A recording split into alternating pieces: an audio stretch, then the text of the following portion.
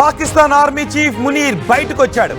Pakistan army chief Asim Munir ఎట్టకేలకు కలుగులో నుంచి బయటకు వచ్చాడు.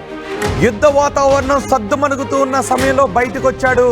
యుద్ధ వాతావరణం జరగటానికి ముందు, ఈ ఉద్రిక్తతలు చోటు చేసుకోవడానికి ముందు, పహల్గామ్ దుర్ఘటన జరగటానికి ముందు అసీం మునీర్ ఎన్నో రెచ్చగొట్టే వ్యాఖ్యలు చేశాడు. నిజానికి అసీం మునీర్ అనూహ్యంగా పాకిస్తాన్ ఆర్మీ చీఫ్గా అయ్యాడు. అవ్వకూడని వ్యక్తి, కానీ పాకిస్తాన్ ఆర్మీ చీఫ్గా మాట్లాడి భారతదేశంపై విషం కక్కే వ్యాఖ్యలు చేశాడు. తరతరాలకు పాకిస్తాన్లో భారతదేశంపై ఎలా విషం కక్కాలో ప్రతి జనరేషన్కి చెప్పాలి అన్నట్టుగా మాట్లాడాడు. అంతేకాదు పాకిస్తాన్ సత్తా ఏంటో భారత్కు తెలుసు అనే విధంగా మాట్లాడాడు. ఏప్రిల్ 16వ తారీఖున కారు కూతలు కూశాడు ఈ అసీం మునీర్.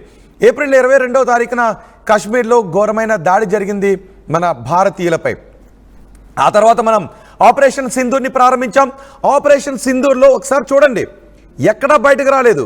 ఒకసారి అదిగో ఆర్టీవీ స్క్రీన్ పైన చూస్తున్నాడు కదా, ఇతనే వీడే అసీం మునీర్.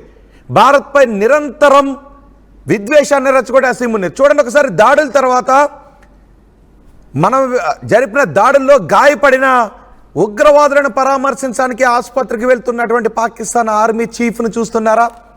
ఈ ఆర్మీ చీఫ్, నేను చాలా ధైర్యవంతుణ్ణి, పాకిస్తాన్ ప్రజలు చాలా ధైర్యవంతులు, పాకిస్తాన్ వీరగాథలను, పాకిస్తాన్ వీర చరిత్ర భారతదేశానికి తెలుసు, మన దేశ పౌరులకు తరతరాలకు చెప్పండి అని అంటున్నాడు. అంటే భారత జరిపిన ఆపరేషన్ సింధూర్లో పారిపోయిన పాకిస్తాన్ చరిత్ర గురించి తరతరాలకు చెప్పాలా? ఇప్పుడు ఆసిఫ్ మునీర్ బయటకు వచ్చాడు. బంకర్లో నుంచి ఎప్పుడైతే ఉద్రిక్త పరిస్థితులు తగ్గుతూ ఉన్నాయో అప్పుడు బయటకు వచ్చి వాళ్ళను పరామర్శిస్తున్న దృశ్యాలు ఇప్పుడు మీరు ఆర్టీవీ స్క్రీన్ పైన చూస్తున్నారు.